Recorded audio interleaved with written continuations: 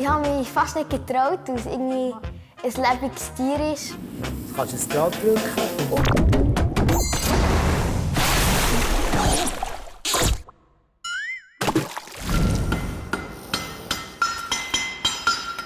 Der Kinderreporter Pirmin ist heute beim Hufschmied Cyril Zuber. Seit 30 Jahren schmiedet er Metallschuhe für Rösser und Ponys. Ich habe gerne Tiere allgemein. Meine Tante hat eben Rösser und da habe ich es mal spannend gefunden, zu schauen, wie eben das Huf auf das Ross beschlagen wird. Gut, wieder kontrollieren. Voilà. Wenn es so warm ist wie jetzt, dann kann ich es schön schmieden und kann es schön formen. Und einmal, wenn es die richtige Form hat, dann können wir es abkühlen. Und dann bleibt es auch so, wie es ist. Ja, dann wird es wieder hart. Ja. Das ist das Richtige. Voilà.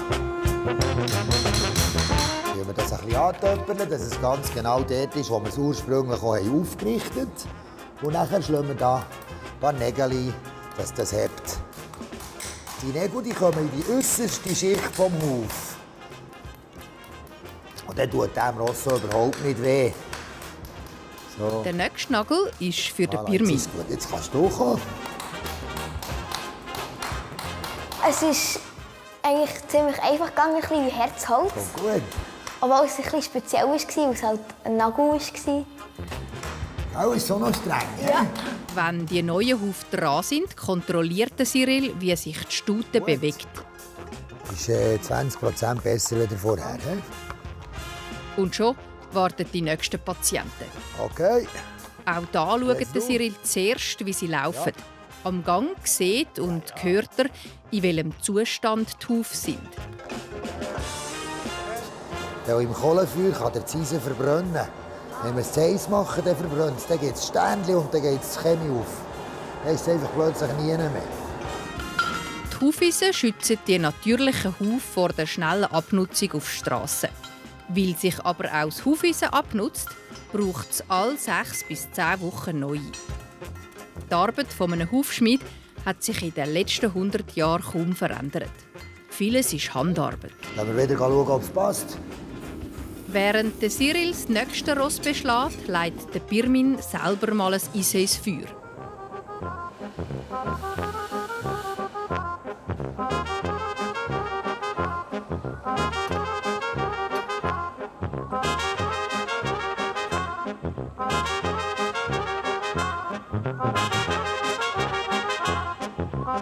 Beim Eisenschmieden war es sehr hart.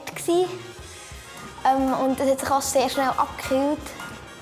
Es braucht auch so sehr viel Übung, um es schnell und perfekt herzubringen. Der ist wirklich sehr schwer. Und es ist schon ziemlich anstrengend, nach vielen Schlägen mit dem aufs Eisen herabzuschlagen. Okay, noch mehr. Jawohl. Bevor die neuen Hufe drauf können, müssen zuerst die alten weg. Dann kratzt der Pirmin mit einem speziellen Messer den Dreck raus.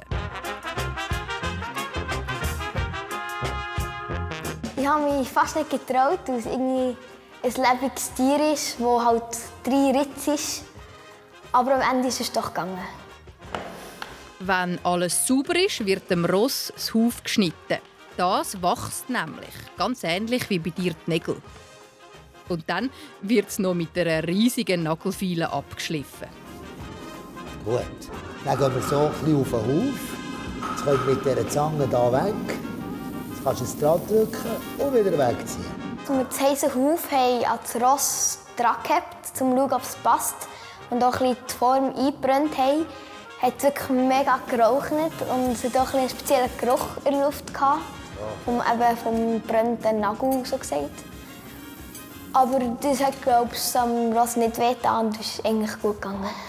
Zuerst lasse ich ein bisschen rausschauen, so dass wenn das Ross auf etwas rutschig steht oder so, dass das da ein bisschen bremsen.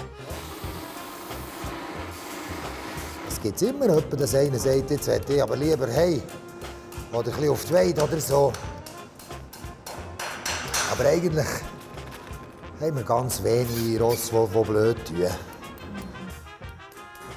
Mir gefällt eigentlich an diesem Beruf die Nähe an der Natur. Das ist etwas vom Schönsten. Und nachher diesen Ross zu helfen, dass es denen wieder gut geht, dass die wieder komfortabel laufen können. Ja, das ist ein bisschen mein Auftrag, das habe ich gerne.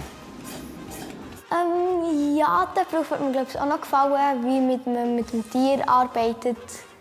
Ich bräuchte auch vielleicht noch ein bisschen das handwerkliche Geschick, aber sonst würde mir der Beruf gefallen. Für heute war das der letzte Termin in der Agenda vom Hufschmied Zuber.